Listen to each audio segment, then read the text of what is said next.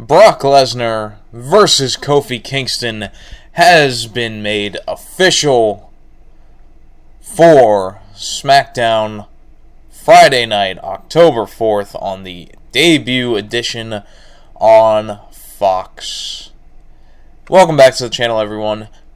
Welcome to your Enhancement Talent review for WWE SmackDown September 17th, 2019.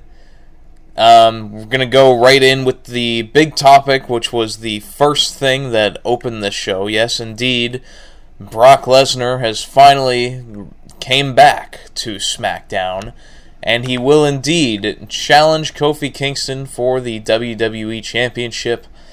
This came about with actually the opening of SmackDown. It started with a six-man tag. We had Forever the RKO of the Revival and Randy Orton going against the New Day. It was a fun opening match, and originally I figured this was going to, for one, I thought it was going to be the main event. And for two, I thought somehow that this was going to set up another rematch between Randy and Kofi. Thankfully, that did not happen. Randy did not get a pin over Kofi or anything like that. Instead, Kofi ends up winning cleanly over Dawson, I believe. And, yeah, just put him away with Trouble in Paradise. So it was a good opening match. But then, after the match is over, Brock Lesnar's music hits. And, you get that OMG sort of reaction. It's Brock Lesnar. In a good character moment, as Lesnar and Heyman are standing at the ramp. Kofi tells Big E and Xavier Woods to get out of the ring and just get up out of there. And they do just that. So Kofi stands toe-to-toe with Brock Lesnar and invites him into the ring. Paul Heyman comes in, cuts a promo, challenging Kofi to a match for the WWE title at the October 4th premiere on Fox Friday night. Kofi says when he won the title at WrestleMania, he made a promise to the fans to be a fighting champion, and so he accepts Brock's challenge. Brock laughs and acts as if he's going to give Kofi a handshake, but instead gives him an F5. And, yeah, I wrote right here, unless there's something really good at the end of the show, this should have closed the show. 100% this should have closed the show. But instead, they opened the show with it, which I guess, if you're not going to close, it's better to open. Just get straight away with that sort of energy and keep it going for the rest of the show, so I can get the idea behind that. But as far as this matchup, for one, this is the most intrigue that I've had with Kofi's character since the Daniel Bryan storyline, where he was chasing for the WWE Championship. And, the reason for that is because Daniel Bryan was such a phenomenal heel at that time, and really after that, even with the stuff he did with Rowan in the tag team division. Everything Bryan did helped his opponent get more over, and Kofi was beneficial for that. And, there was the stuff with Vince McMahon, and there was a lot of stuff that didn't make a lot of sense throughout that, but overall, that was as hot as Kofi's ever been, was that Elimination Chamber to WrestleMania period. Now here, when we get Brock Lesnar coming out, it is Kofi's greatest challenge. And the way he handled it, of sending his partners away and saying, I'm gonna do this on my own, that was a great character moment, and it really made me more invested in the Kofi character that he's built. And,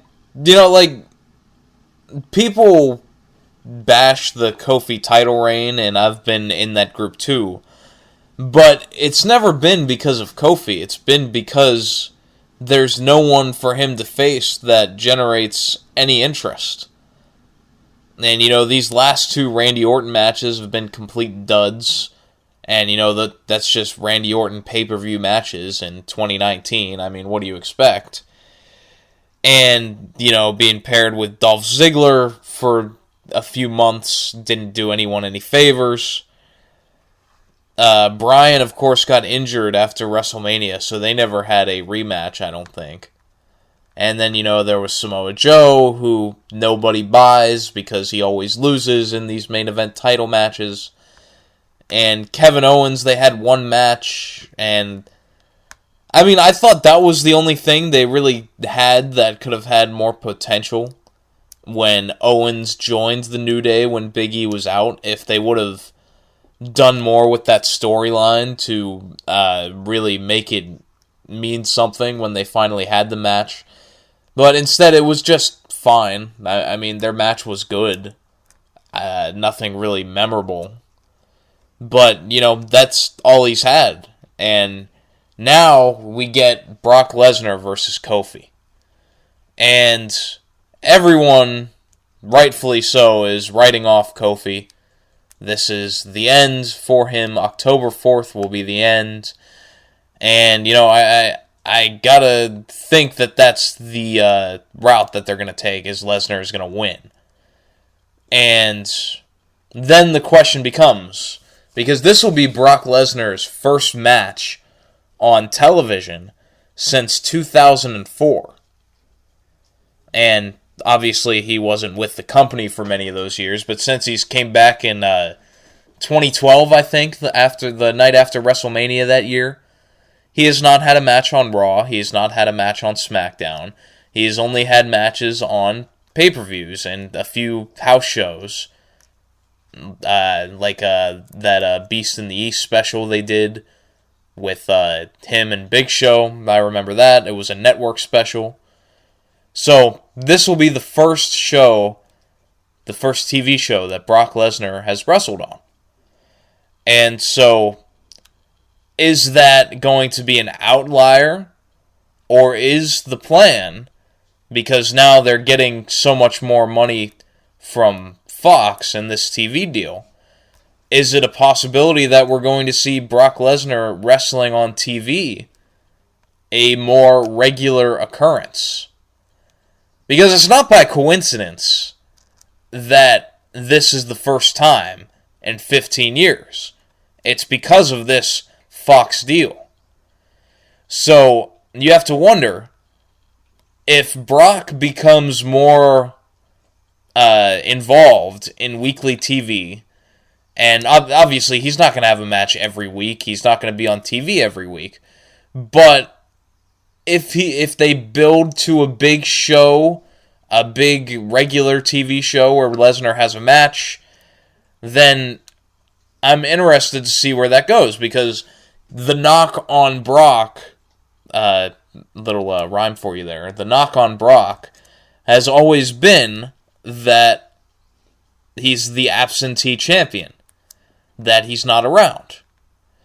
But what if, because of this money they're generating from the Fox deal, that Brock is going to be able to do more dates and do more television appearances? Because I can't imagine that their bright plan, and, just walking through this, I can't imagine this will be what happens. But if their plan is to have Lesnar win the title on the first show, and then never wrestle on television, then I can't imagine Fox is going to be happy with that. I can't imagine that's what they would want. So, putting those clues together, I would think that we're going to see a more involved Brock Lesnar in the SmackDown on Fox era. And then the question becomes, who's going to be the one to take the title off of him? There's a simple answer to that. It could very easily be Roman Reigns again. He could hold the title for another year, for all we know. We don't know. But it also depends on the draft, who goes where. I think if we build up Aleister Black, that would be an intriguing match. I would be interested in that, but Aleister Black hasn't been seen in a while. And, just a lot of these things, there's not many matches that we haven't seen with Brock that I can think of. Like Cesaro versus Lesnar is always a match I've wanted. Maybe we can get that on a random TV match. But I doubt that Cesaro will really be put in that title picture anytime soon. So I'm interested in how this will be handled. And with the expectations that Fox has for this deal, when you're paying, $1 billion for this television deal, they are going to have high expectations for what this show is going to bring. So WWE has to pull out all of the stops, and they've got to come up with every money match that they can come up with. So having Lesnar as the champion makes sense in that regard.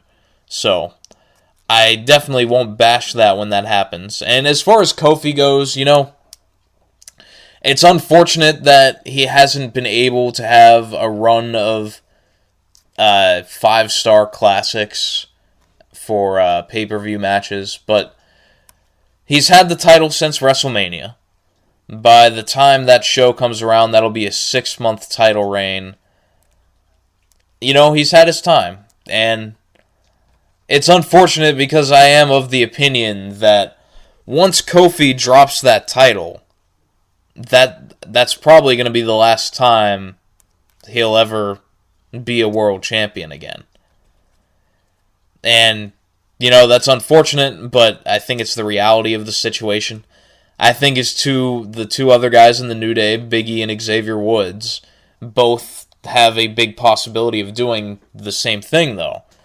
And everyone clouds around Big E as, he could be a big star. And Big E versus Lesnar, that would be a really fun match.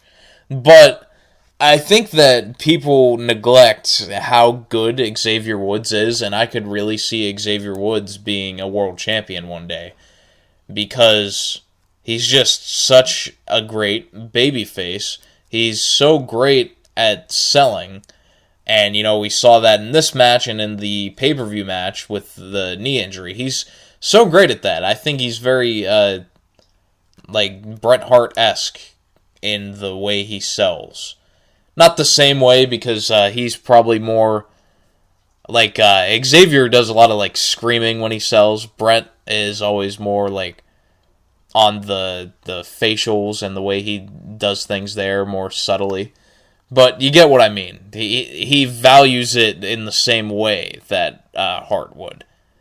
And so that's why I think Woods could definitely end up being a big star if they wanted to do that. And obviously, he's got the promo skills. We've seen that. He's a very smart and innovative guy, so I think he could certainly make that work one day. But October 4th, that'll be the debut episode on Fox. We'll have Brock Lesnar versus Kofi Kingston. I would venture to say, I will bet right now that this will be the best match of Kofi's run as champion. I think Brock and Kofi are going to have a hell of a match together, because Brock always has great matches with guys that give size to him. Guys like Daniel Bryan, guys like AJ Styles, Finn Balor, those have always been Brock's best matches. So I think Kofi, with the story they've built in here, of Kofi being the fighting champion and trying to, stand up to Brock Lesnar, and the last hurrah, if you will, for Kofi's championship reign, I think they can tell a really awesome story with that match. I think that match will easily be the best match of Kofi's title run. So I'm very excited to see that match, even though, you can say that the thing that'll hurt it is that we know that Lesnar is probably going to win, but I never fall into that criticism. I think that just because something is predictable doesn't mean it can't be great. You look at great television shows, in Breaking Bad, I think it was pretty obvious that Walter White was going to die at the end, but it was still the greatest television show in history, in my opinion. At least that I've watched.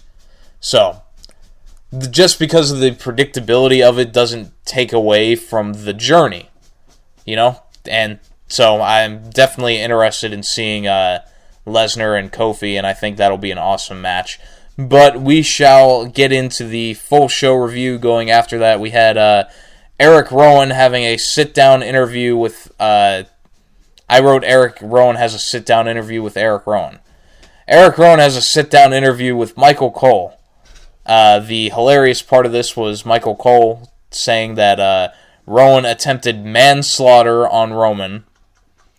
That was fantastic.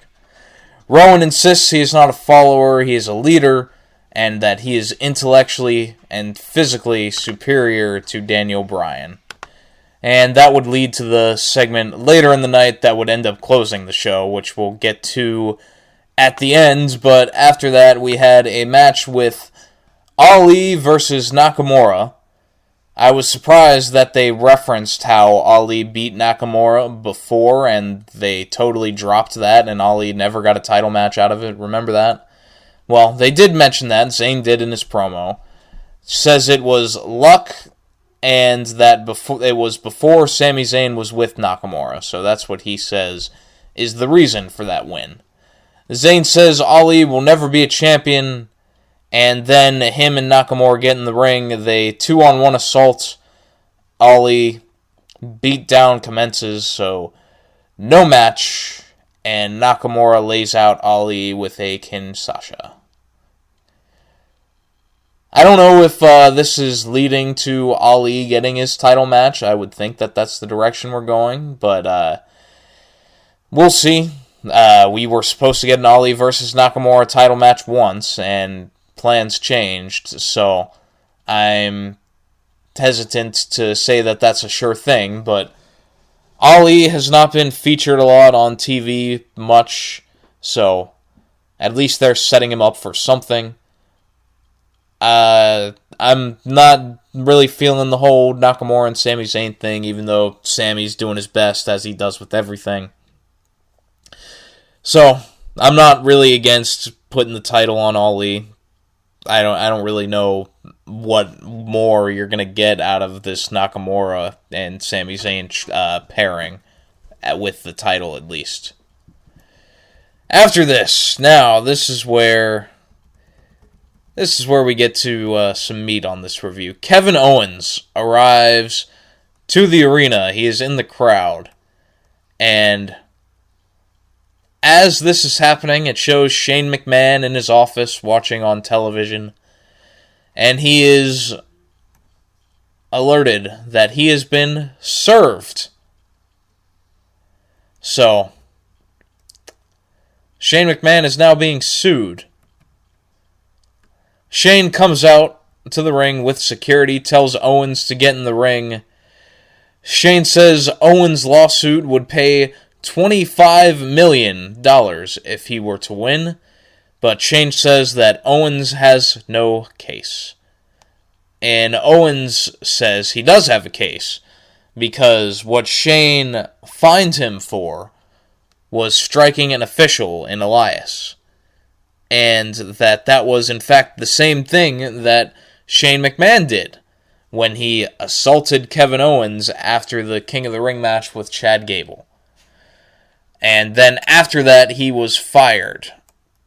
So, Owens says that is the reason he does have a case. And Owens says that when he does win this case, that he will get to fire Shane McMahon. So, a lot to unravel here.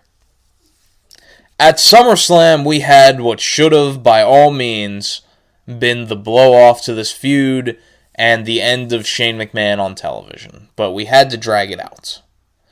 So, how we go from the quote-unquote pipe bomb Kevin Owens promo, where he was over as ever, and going into SummerSlam, where on SummerSlam he was the most over guy that came out at SummerSlam. How we go from that to now the storyline is Shane McMahon fires Kevin Owens sues Shane McMahon, is disappointing, to say the least, because for one, in between there, we had Kevin Owens apologizing like a bitch, kissing Shane McMahon's feet practically, begging him to get rid of this fine. Like, we didn't need that. It doesn't help anything. It just cooled off Kevin Owens. Because any time that this company has a babyface that is getting over, they always find a way to cut their balls off. So, we get to here, and now the storyline is Kevin Owens sues Shane McMahon, and if he wins this lawsuit, that he will be able to tell Shane McMahon that he is fired. Oh boy! I sure can't wait to see how that lawsuit goes. Are we going to get, like, promos and videos of them in court? You know, it's so weird. Like, normally with wrestling, we settle things with a wrestling match. Like, y'all don't remember that Rey Mysterio and Eddie Guerrero once fought a ladder match for a child's custody? But now, we're going to get unrightful termination lawsuits. Roman Reigns was attempted to be killed a couple months ago. I didn't see no lawyers in that. There's no one suing Eric Rowan. So why, in this case, are we overcomplicating things when it should just be Kevin Owens versus Shane McMahon? If Kevin Owens wins, Shane McMahon has to leave. That's it. This could have been so simple. But we brought in lawyers, we had apologies, we had Owens being the guest referee and originally screwing over Shane McMahon, then helping Shane McMahon, then being fired by Shane McMahon. I don't get what they are trying to do. If their thought is that they're going to get Kevin Owens more over because of this, then I hate to tell you that you're wrong, but you're wrong. We've completely diluted what everyone liked about Kevin Owens to begin with, because he said what every viewer was thinking about Shane McMahon, that he takes up all of the TV time. And, you know, they're not doing it now, but during that time it was unbearable. And that is when Kevin Owens became the guy that everyone liked. So, now to go from that to Owens sues Shane McMahon is a bit of a step down. We had Charlotte versus Sasha Banks. Charlotte was backstage with Ric Flair, but he was never actually in the ring or at ringside. So maybe that was a deal where they had Ric Flair make a camera appearance so that they could pay him. You knew this match wouldn't have a finish. Charlotte gets the figure 4 on Banks. Bayley breaks it up for the DQ. 2-on-1 commences, but right when you're expecting Becky Lynch, instead it is Carmella, who, for whatever reason, makes the save and fends off the heels. So, Carmella is back on non-R-Truth television, so that's cool. I think this was probably more filler than anything, but, you know, whatever. As promised from last night on Raw, we got Baron Corbin's coronation as King of the Ring. And for whatever reason, they didn't do anything with Corbin after he won the match. Like, normally you get the whole presentation, but instead they waited until tonight on SmackDown. And so Corbin gets his coronation. He's presented with the crown and the cape and all that. He invites Chad Gable out to the ring and makes short jokes, because what else is someone going to do at Chad Gable? Gable comes in the ring. He tackles Baron Corbin onto the throne, beats down Corbin until Corbin scurries away, and Gable destroys all of the King of the Ring stuff. He snaps the scepter. He stomps on the crown as Corbin is flipping out on the ramp. So, it looks like the Corbin and Gable stuff is going to continue. So, I don't know, maybe the whole idea was for Corbin to win, so then they could try to get Gable more over in a return match. I'm not all against that. I think this wasn't a bad segment or a bad idea, so I'm interested to see where they go from here. Heavy Machinery squashed the B-Team, Curtis Axel and Bo Dallas. Otis is in short tights, and it looks absolutely ridiculous. That was my only note from this match. And ridiculous in a good way.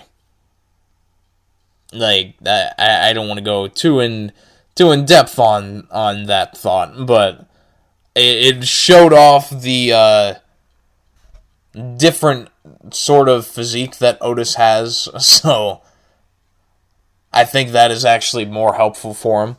It's not like when they put Killian Dane in a singlet. That was terrible. But this was fine. So now we get the main event, which is going to be Daniel Bryan coming out. We are set to hear from Daniel Bryan. Bryan comes out, says that good or bad, he has never lied to the fans, and that he is exonerated from all of the attacks on Roman Reigns. Bryan talks about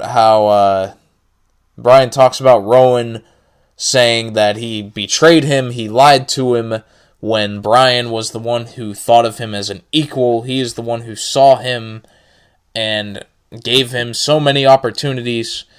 Whatever, yada yada yada. Rowan interrupts. Rowan says that Bryan disrespected him, blah blah blah.